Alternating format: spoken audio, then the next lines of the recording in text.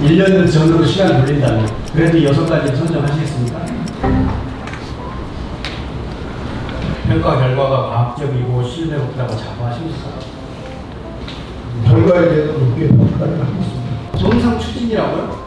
왜 이렇게 작성하셨는지에 대한 반문입니다.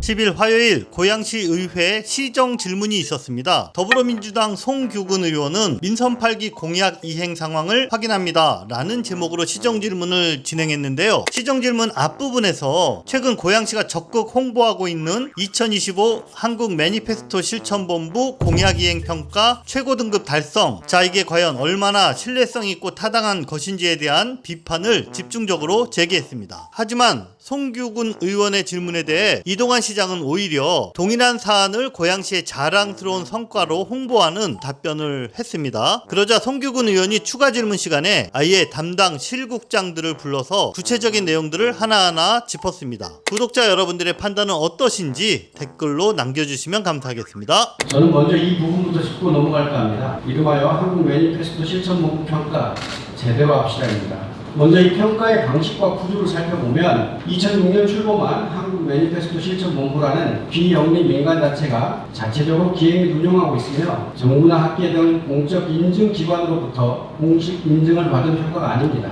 현재와 같은 방식으로는 신뢰성과 과학성의 한계가 크며 정책 효과성보다는 형식적 이행률 중심의 평가 지표로서 정책 평가로 활용하기에 공신력이 충분치 않음을 강조하고 있는 것입니다.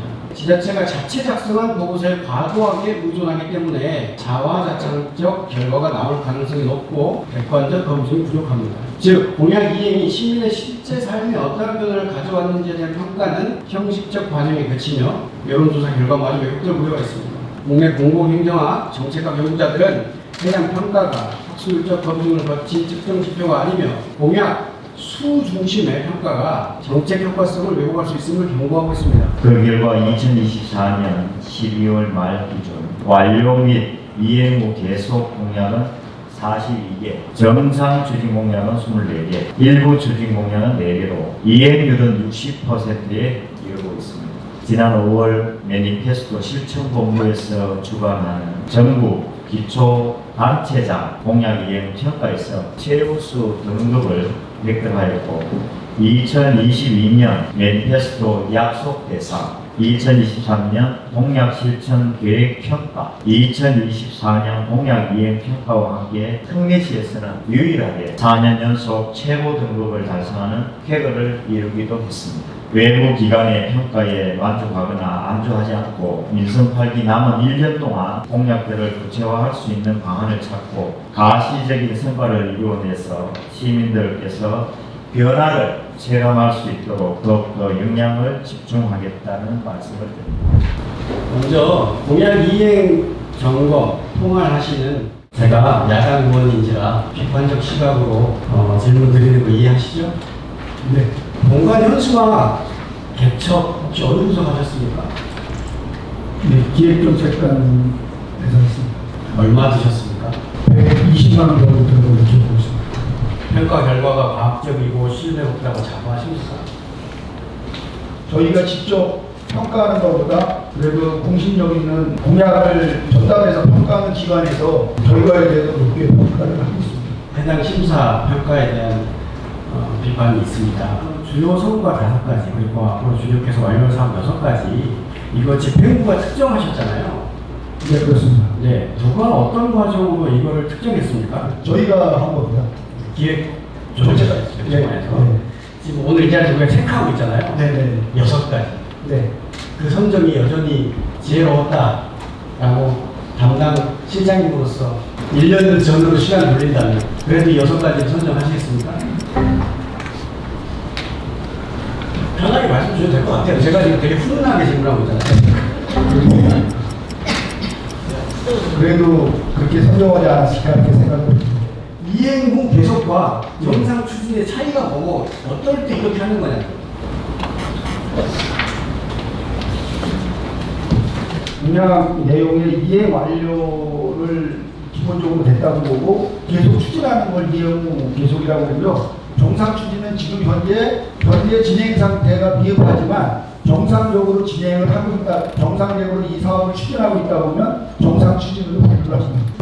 그래서 문제라고 봅니다. 영어 전문 도서관 조성이 이행 계속이에요. 완료됐습니까? 서울 진입 광역버스 중공영제 참여 완료됐습니까? 지하고속도로 건설 마스터 플랜 수립이 완료됐습니까? 정상 추진이라고요?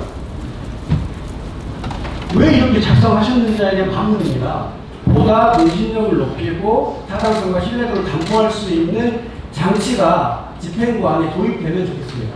다른 지자체는 요식 행위로라도 뭐 시민평가단이라든가 이런 것들 좀 해가지고 최대한 시민들한테 본인들 자화자찬이 아닌 것을 입증하기 위한 노력을 하고 있는 걸로 확인했어요. 우리 시도 적극 행정으로 이거 도입하면 좋겠다는 생각입니다. 다음은 교육문화국장님. 영재학교 자율사립고 자율공립고가 특목고입니까? 큰 틀에서 보면 특목고 범주 안에 들어간다고 저는 판단하고 있고요. 물론 이제 세부적으로 봤을 때 특목고라는 또 나름대로의 그런 게 있고, 국장님, 지금 국장님으로 나와 계세요. 이 세 가지가 특목고에 해당된다고요?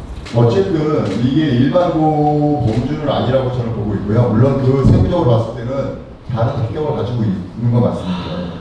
자율형 공립고 2.0도 거론하셨는데요. 자율형 공립고 2.0이 뭡니까? 그래서 특성에 맞는 교육을 실현하고자 하는 자율형 공립고가 왜 태동했는지 혹시 아십니까?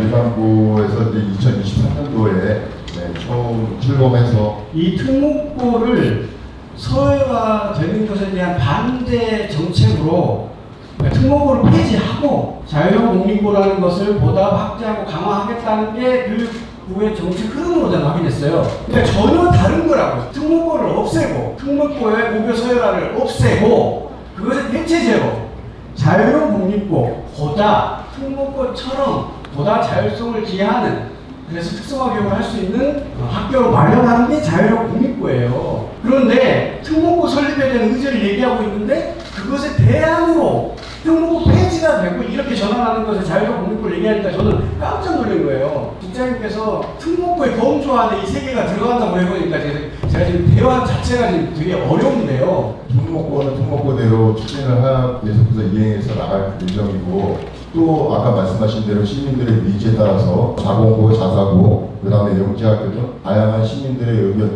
의견을 담을 영재학교, 자율형사립고, 자율공립고 등 다양한 대안을 두고 특목고 설립 가능성을 열어두고 있음이라고 쓰셨다니까요. 제가 몇 번을 읽어드려요. 제가 이제 그 표현상에 좀 뭐 그런 문제가 있을지는 몰라도 지금 이 자리에서 말씀드리는 거는 시민들 니즈에 맞는 그것도 병행해서 추진하겠다는 말씀을 드리겠습니다. 묻고 싶습니다. 인선 8기 이동환 시장 체제 하에서 우리 고양시는 얼마나 발전하고 성장했습니까? 부집을 시선한 신청사 건립 백지화로 우리 고양시에서는 신청사를 짓는 것도 그렇다고 안 짓는 것도 아닌 채로 3년이라는 긴 시간 동안 불통과 소모적 논쟁으로 그 어떤 것도 가시적으로 이룬 것 없이 피 같은 시간만 보냈습니다. 이 기간 동안 행정은 공회전을 거듭했고 정책은 불통에 갇혔습니다. 시의회와의 소통과 협치는 이제 남은 1년 안에 단 한순간이라도 재현될 수 있을까요? 불가능한 일은 빠르게 떨어내고 실현 가능한 일에 조직의 모든 역량을 집중시키는 결단과 판단이 필요합니다. 고양신문이 추천하는 다른 영상도 시청해보세요. 고양신문 멤버십 회원으로 가입해 고양신문을 응원해주세요.